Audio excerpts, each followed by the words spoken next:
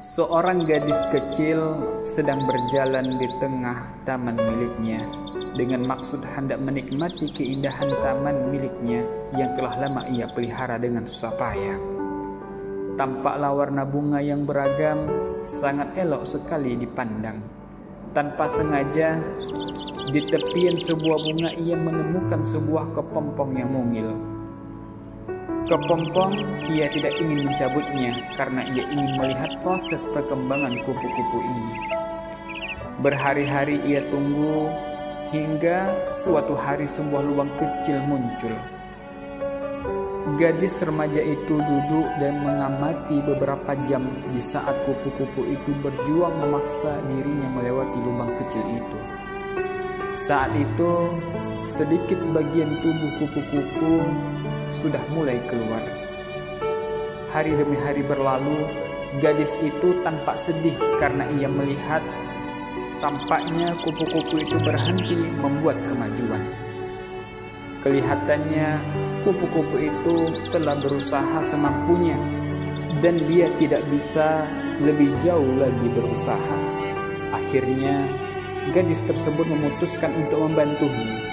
Dia ambil sebuah gunting dan memotong sisa kekangan dari sarangnya, sehingga kupu-kupu itu keluar dengan mudah.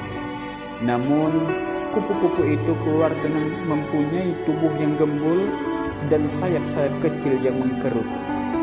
Gadis tersebut terus mengamati karena ia berharap pada suatu saat nanti sayap-sayap itu akan mekar dan melebar sehingga mampu menopang tubuh kupu-kupu itu yang mungkin akan berkembang. Namun, semua harapan gadis itu tak terjadi.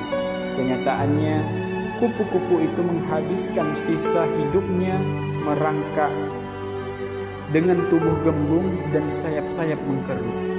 Kupu-kupu itu tidak pernah bisa terbang dan akhirnya mati karena tidak mampu mencari makanannya. Hikmah atau pelajaran yang bisa kita petik di dalam kisah di atas ialah dalam kehidupan kita tidak akan pernah lepas dari yang namanya kesulitan. Kesulitan dalam hidup seringkali membuat kita sedih, galau, dan marah, bahkan putus asa, sehingga kita pun alergi dengan yang namanya kesulitan dan kesusahan. Namun, jika kita mau merenung lebih dalam, ternyata kesulitan yang menyulitkan kita itulah yang membuat kita kuat dan indah.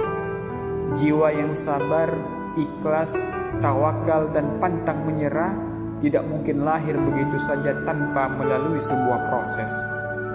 Dan tentu saja proses tersebut pastinya hanya dapat dicapai melalui sebuah tempaan demi tempaan berupa kesulitan-kesulitan dan kerikil-kerikil yang menggigit. Seperti kata pepatah, pelaut yang ulung tidak dihasilkan di lautan yang tenang. Tanpa ditempa kesusahan, bisa jadi kita hanya menjadi bayi cengeng yang amat bergantung kepada orang-orang di sekeliling kita. Tanpa ditempa kesusahan, boleh jadi kita hanya akan menjadi jiwa yang lemah dan lembek, mudah tercabik-cabik oleh keadaan.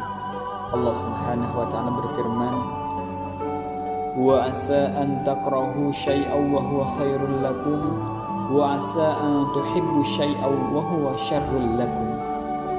Boleh jadi kamu membenci sesuatu padahal ia amat baik bagimu, dan boleh jadi kamu menyukai sesuatu padahal ia amat buruk bagimu. Allah Maha mengetahui sedangkan kamu tidak mengetahui. Wallahu a'lam bishawab.